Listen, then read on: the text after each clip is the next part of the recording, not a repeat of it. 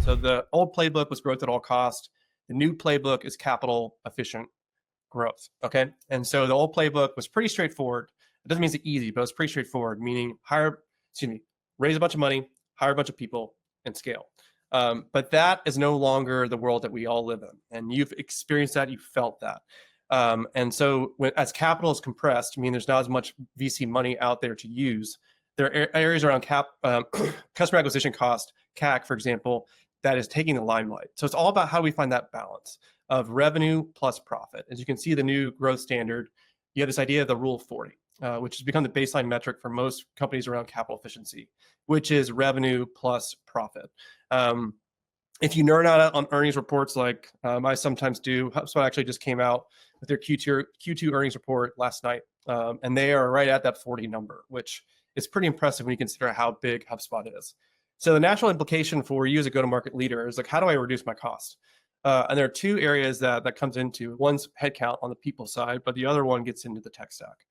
But the challenge you have is, okay, that's pretty straightforward in terms of where you need to go, but you've either inherited a team, you inherited an organization that wasn't set up for that success. And so the old world was very much centered around at the department level. And so you're in the marketing team, you're in the sales team, you're in the CS team. Each department or function was empowered with whatever tool or point solution made sense for their specific domain. Well, that created this tools proliferation. And according to G2, as you can see here, we had over 20, or most companies have over 20 pieces of tech inside their system. And that alone is not necessarily a problem, but what we see is it creates a lot of complexity in the system. And in fact, 73% of revenue leaders say disconnected systems slow down growth. And so you had to say, well, why is that slowing down growth from a systems perspective? And this gets into what a lot of you already started sharing in the poll, which is as you have this tools proliferation, you now have a data conundrum because all these systems don't connect properly. And that growth and that proliferation creates a ton of complexity. And so you can see that, I mean, I don't have to preach to all you guys, but when you have this lack of trust in the data, you start to have division, not alignment. And so marketing, I mean, raise your hand if you have a sales team that says the marketing lead, the MQLs are crap, or the marketing team says, well, the sales team isn't any good. We gave them great leads. And so you have this huge problem inside of the organization that's creating a lot of friction where there's no trust as the central truth. Now, this isn't just at the go-to-market leader level in terms of what you're responsible for. This isn't just at the data level. This has a significant impact on your people. And I'm talking specifically about sales reps. And so one of the other metrics that people are now looking at is revenue per employee. And what's the productivity per rep? Well, if you have systems that are disconnected and data that people don't trust, it really changes the paradigm of what a rep is expected to do. So remember the old world where salespeople had to be sold? And this is a bit of a joke where the world was good. Now it's become more of a compliance function. And sales reps are spending way too much time, almost half of their time, on non-selling work. And that's not the recipe for success. That's not the recipe for growth. And the other implication and impact here is that it has a retention problem.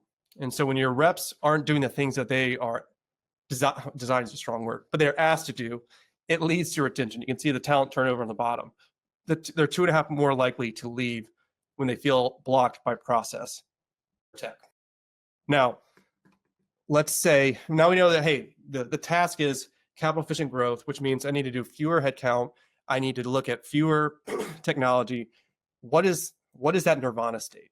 Well, the overarching narrative here is that the way that you experience capital efficient growth is removing friction in your go-to-market from a system perspective and from a people perspective. And so the old world that we've already talked about is really revolves around friction.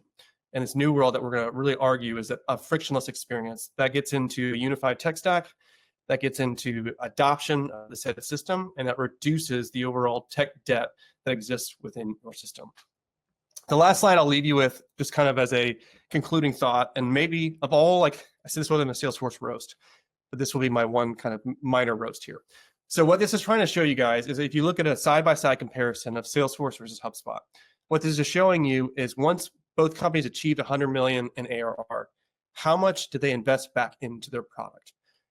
And so when HubSpot says they solve for the customer, they put their money where their mouth is. In fact, they spent 900 million more than Salesforce of the last 11 years product. So when we say that, or when they say, I should say, that HubSpot is a CRM platform for scaling companies, moving from a point solution, meaning marketing automation, to a true platform for a go-to-market team, this allows that to be possible.